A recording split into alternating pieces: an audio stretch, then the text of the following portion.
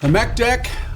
Yeah, that's pretty much Let me tell you about Charlotte, North Carolina. Beautiful city, great barbecue, named after a British queen. That last part matters because Charlotte, literally named after the wife of King George III, also claims to be the birthplace of American independence. A full year before Philadelphia, a full year before Jefferson, a full year before anybody. There's just one problem.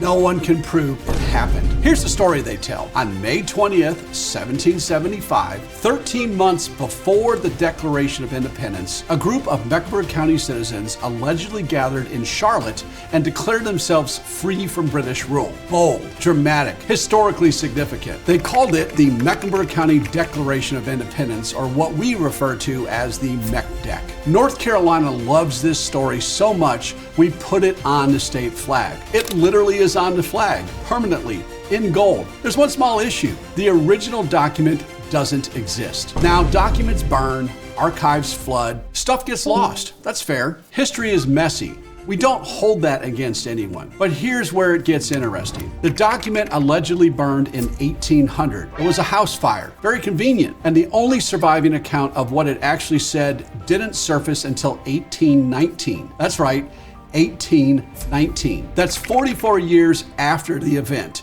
44 years of nobody mentioning this bombshell declaration that predated the founding of the entire country. 44 years of silence from the people who were supposedly there. Now in 1819, a man named Joseph McNitt Alexander produces his father's notes from memory. His father was the secretary at the alleged 1775 meeting. The notes burned, he said, but he remembers them, more or less. He publishes them in a newspaper. People get excited. North Carolina gets very excited. Thomas Jefferson, he gets suspicious. Jefferson reads the published Meck Dec and notices something uncomfortable. It sounds a lot like his Declaration of Independence.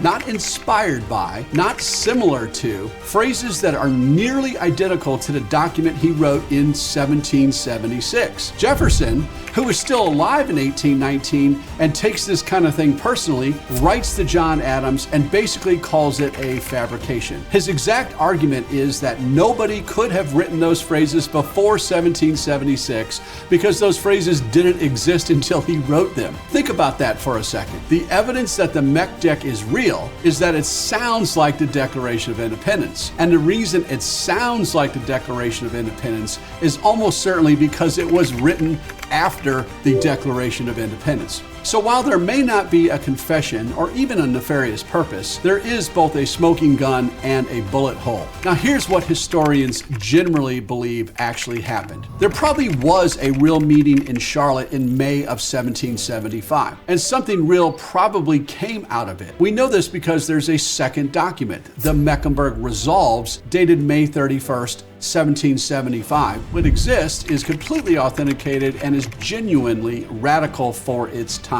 The resolves basically say this: British law is suspended here. Local militias are in charge. We're running our own show. You can kiss our collective tail feathers, King George, and while you're at it, tell Queen Charlotte of Mecklenburg we're keeping her name as well. That's not nothing.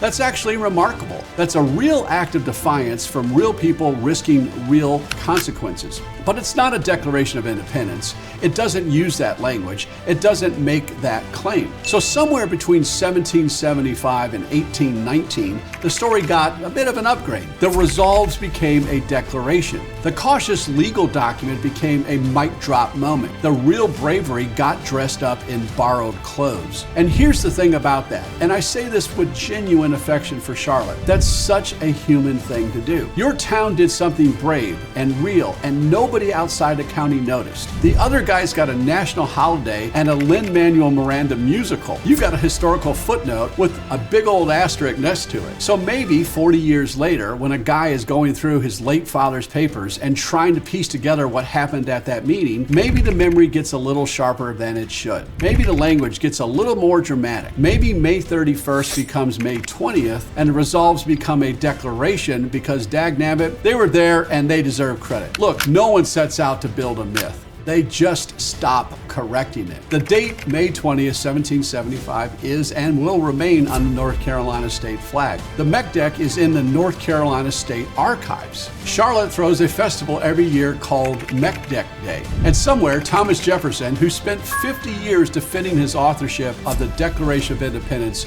is absolutely losing his mind. The Mecklenburg Declaration of Independence. Tall tale, real bravery, fake receipt. Still one heck of a local story if you ask me.